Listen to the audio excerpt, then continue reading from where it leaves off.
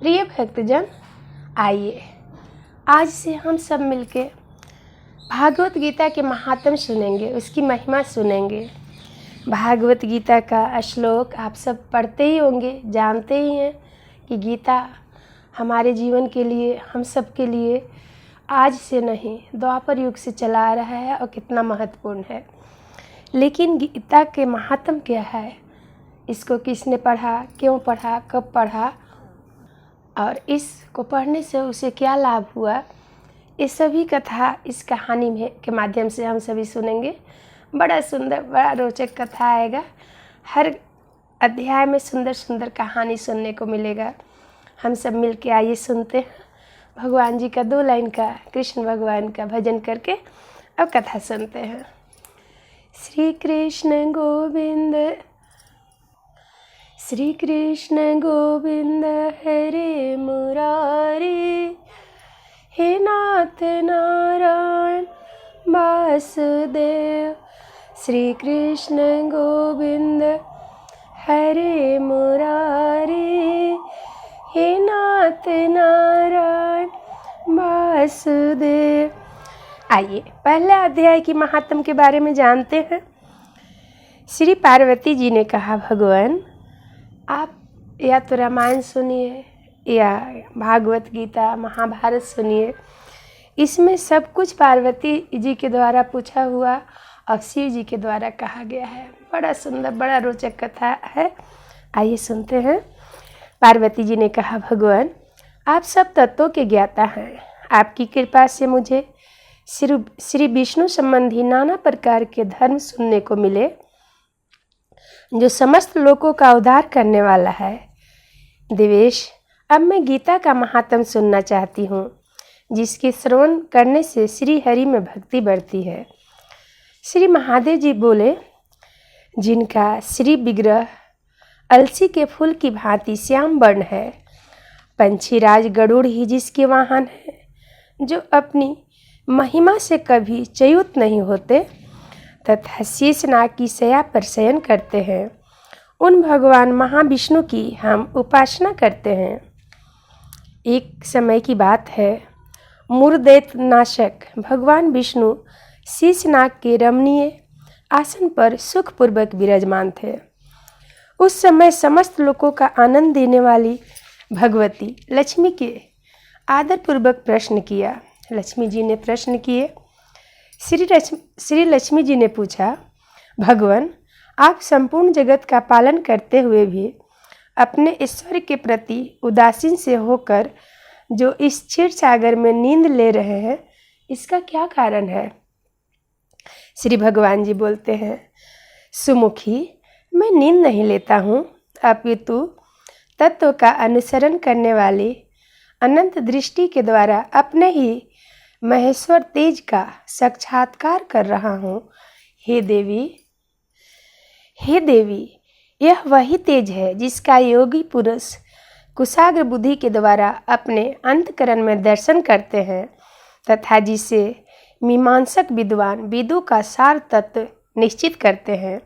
वह महेश्वर तेज एक अक्षर प्रकाश स्वरूप आत्मरूप रोग शोक से रहित अखंड आनंद का पुंज है, निष्पंद निरीह तथा दैत्य रहित है। इस जगत जीवन में उसके अधीन है, मैं उसी का अनुभव करता हूँ। देवेश्वरी, यही कारण है कि मैं तुम्हें नींद लेता सा प्रतीत हो रहा हूँ। श्री लक्ष्मी जी ने कहा, ऋषिकेश आप ही योगी पुरुषों के ध्येय हैं। आपके अतिरिक्त भी कोई ध्यान करने योग्य तत्व है क्या? यह जानकर मुझे बड़ा कौतूहल हो रहा है। इस चराचर जगत की सृष्टि और संहार करने वाले आप शिव हैं। आप सर्वसमर्थ हैं। इस प्रकार की स्थिति में होकर भी यदि आप उस परम तत्व से भिन्न हैं, तो मुझे उसका बोध कराइए। श्री भगवान बोले, प्रिय, आत्मा का स्वरूप द्वैत और अद्वैत से पृथक, भाव और अभाव से मुक्त तथा आदि और अंत से रहित है। शुद्ध ज्ञान के प्रकाश से उपलब्ध होने वाला तथा परमानंद स्वरूप होने के कारण एकमात्र सुंदर है। वही मेरा ईश्वरीय रूप है। आत्मा का एकत्व ही सबके द्वारा जानने योग्य है। गीता शास्त्र में इसी का प्रतिपादन हुआ है। अमित तेजस्वी भगवान विष्णु के वचन सुनकर लक्ष्मी जी ने शंकर उपस्थित करते हुए कहा, क्षमा कीजिएगा, शंका उपस्थित करते हुए कहा, भगवान, यदि आपका स्वरूप शिव परमानंदमय और मन वाणी की पहुँच के बाहर है तो गीता कैसे उसका बोध कराती है? मेरे इस संदेह का आप निवारण कीजिए। श्री भगवान बोले, सुंदरी सुनो, मैं गीता में अपनी स्थिति का वर्णन करता हूँ। क्रमशः 5 अध्यायों को तुम 5 मुख जानो, 10 अध्यायों को 10 भुजाएं समझो तथा 1 अध्याय को उदर और 2 अध्याय को दोनों चरण कमल जानो। इस प्रकार यह 18 अध्याय की वांडमयी ईश्वरीय मूर्ति ही समझनी चाहिए। यह ज्ञान मात्र से ही महान पातकों का नाश करने वाली है।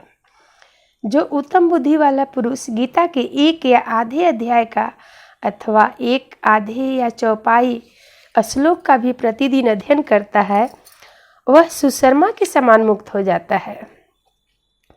सुशर्मा नाम आने पर माता जी कहती हैं, श्री लक्ष्मी जी ने पूछा, सुशर्मा कौन है, किस जाति का था और किस कारण से उसकी मुक्ति हुई? हे नाथ, इसके बारे में मुझे बताइए। श्री भगवान बोले, प्रिय, सुशर्मा बड़ा ही खोटी बुद्धि का मनुष्य था। पापियों का तो वह शिरोमणि ही था। उसका जन्म वैदिक ज्ञान से शून्य एवं क्रूरतापूर्ण कर्म करने वाली ब्राह्मण के कुल में हुआ था। वह न ध्यान करता, न जप, न होम करता, न अतिथियों का सत्कार। वह लंपट होने के कारण सदा विषयों में सेवन में ही आसक्त रहता था। हल जोतता और पत्ते बेचकर जीविका चलाता था। उसे मदिरा पीने का व्यसन था तथा वह मांस भी खाया करता था। इस प्रकार उसने अपने जीवन का दीर्घ काल व्यतीत कर दिया। एक दिन मूढ़ बुद्धि सुशर्मा पत्ते लेने के लिए किसी ऋषि की वाटिका में घूम रहा था। इसी बीच में काल रूपधारी काले सांप ने उसे डस लिया। सुशर्मा की मृत्यु हो गई। तदंतर वह अनेक नरकों में जा वहाँ की यातनाएं भोगकर मृत्यु लोक में लौट आया और वहाँ बोझ ढोने वाला बैल हुआ। वह मृत्यु लोक में बोझ ढोने वाला बैल हुआ। उस समय किसी पगंडू ने अपने जीवन को आराम से व्यतीत करने के लिए उसे खरीद लिया। बैल ने अपनी पीठ पर पगंडू का भार ढोते हुए बड़े कष्ट से 7-8 वर्ष बिताए। एक दिन पगंडू ने किसी ऊंचे स्थान पर बहुत देर तक बड़ी तेजी के साथ उस बैल को घुमाया। इससे वह थक कर बड़े वेग से पृथ्वी पर गिरा और मूर्छित हो गया। उस समय वह कौतूहलवश आकृष्ट हो बहुत से लोग एकत्रित हो गए। उस जन समुदायों में से किसी पुण्य आत्मा व्यक्ति ने उस बैल का कल्याण करने के लिए उसे अपना पुण्य दान किया। तत्पश्चात कुछ दूसरे लोगों ने भी अपने अपने पुण्य को याद करके उन्हें उसके लिए दान किया। उस समय भीड़ में एक वेश्या भी खड़ी थी। उसे अपने पुण्य का पता नहीं था, तो वह भी उन लोगों की देखा देखी उस बैल के लिए कुछ त्याग किया। तदंतर यमराज के दूत उस मरे हुए प्राणियों को पहले यमपुरी ले गए। वहाँ यह विचार किया कि यह वेश्या के दिए हुए पुण्य से वह पुण्यवान हो गया है, उसे छोड़ दिया जाए। फिर वह भूलोक में आकर उत्तम कुल और शील वाले ब्राह्मण के घर में उत्पन्न हुआ। उस समय भी उसे अपने पूर्व जन्म की बातें का स्मरण बना रहा। बहुत दिनों के बाद अपने अज्ञान को दूर करने वाला कल्याण तत्व का जिज्ञासु होकर वह उस वेश्या के पास गया और उसके दान की बात बताते हुए उसने पूछा, तुमने कौन सा पुण्य दान किया था? वेश्या ने उत्तर दिया, वह पिंजरे में बैठा हुआ तोता प्रतिदिन कुछ पढ़ता है, उससे मेरा अंतकरण पवित्र हो गया है। उसी का पुण्य मैंने तुम्हारे लिए दान किया था। इसके बाद उन दोनों ने तोते से पूछा। तब वह तोते ने अपने पूर्व जन्म का स्मरण करके प्राचीन इतिहास कहना प्रारंभ किया। सुख बोला, पूर्व जन्म में मैं विद्वान होकर भी विधाता के अभिमान से मोहित रहा था। मेरा राग द्वेष इतना बढ़ गया था कि मैं गुणवान विद्वानों के प्रति भी ईर्ष्या भाव रखने लगा। फिर समय अनुसार मेरी मृत्यु हो गई और मैं अनेकों घृणित लोकों में भटकता फिरा। उसके बाद इस लोक में आया। शत्रु की अत्यंत निंदा करने के कारण तोते के कुल में मेरा जन्म हुआ। पापी होने के कारण छोटी अवस्था में ही मेरा माता पिता से वियोग हो गया। एक दिन मैं ग्रीष्म ऋतु में तपे हुए मार्ग पर पड़ा था। वहाँ कुछ श्रेष्ठ मुनि मुझे उठा लाए और महात्माओं के आश्रम के भीतर एक पिंजड़े में उन्होंने मुझे डाल दिया। वहीं मुझे पढ़ाया गया। ऋषियों के बालक बड़े आदर के साथ गीता के प्रथम अध्याय की आवृत्ति करते थे। उन्हीं से सुनकर मैं भी बारंबार पाठ करने लगा। इसी बीच में एक चोरी करने वाला बहेलिया ने मुझे वहां से चुरा लिया। तत्पश्चात इस देवी ने मुझे वहां से खरीद लिया। यही मेरा वृत्तांत है जिसे मैंने आपसे बता दिया। पूर्व काल में मैंने इस प्रथम अध्याय का अध्ययन किया था, जिससे मैंने अपने आप को पाप को दूर किया। फिर उसी से इस वैश्या का भी अंतकरण शुद्ध हो गया और उसी के पुण्य से दिविज श्रेष्ठ सुशर्मा भी पाप युक्त हुए हैं।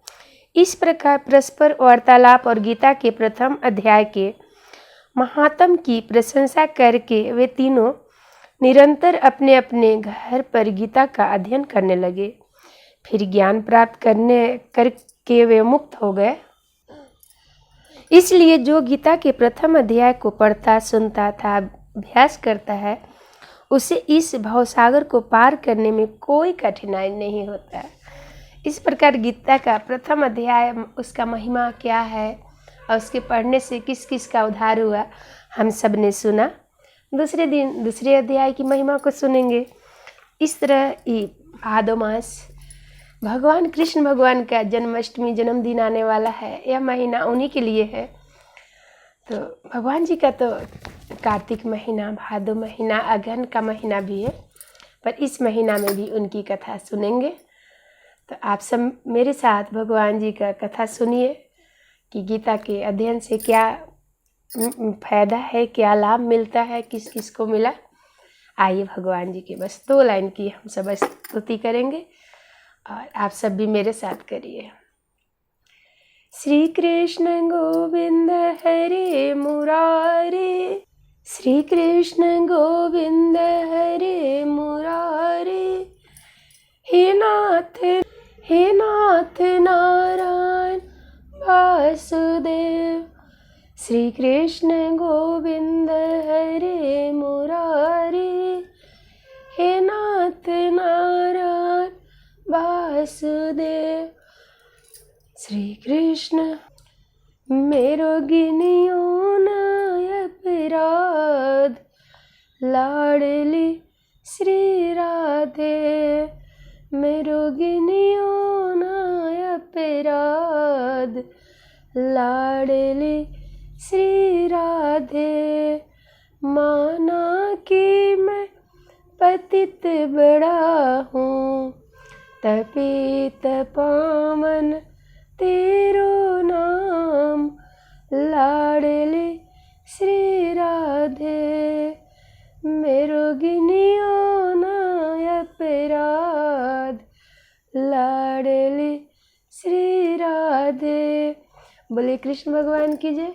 सीताराम सीताराम सीताराम कहिए, जाहि विधि राखे राम ताहि विधि रहिए, जाहि विधि राखे राम ताहि विधि रहिए। विधि के विधान जान हानि लाभ सहिए। जाहि विधि राखे राम ताहि विधि रहिए। जाहि विधि राखे राम ताहि विधि रहिए। सीताराम सीताराम सीताराम कहिए। जाहि विधि राखे राम ताहि विधि रहिए। जाहि विधि राखे राम ताहि विधि रहिए। बोलिए कृष्ण भगवान की जय, राधा रानी की जय, गीता माता की जय, गीता महात्म की जय। आप सबको यह महात्म कैसा लग रहा है ज़रूर बताइएगा। बोलिए कृष्ण भगवान की जय।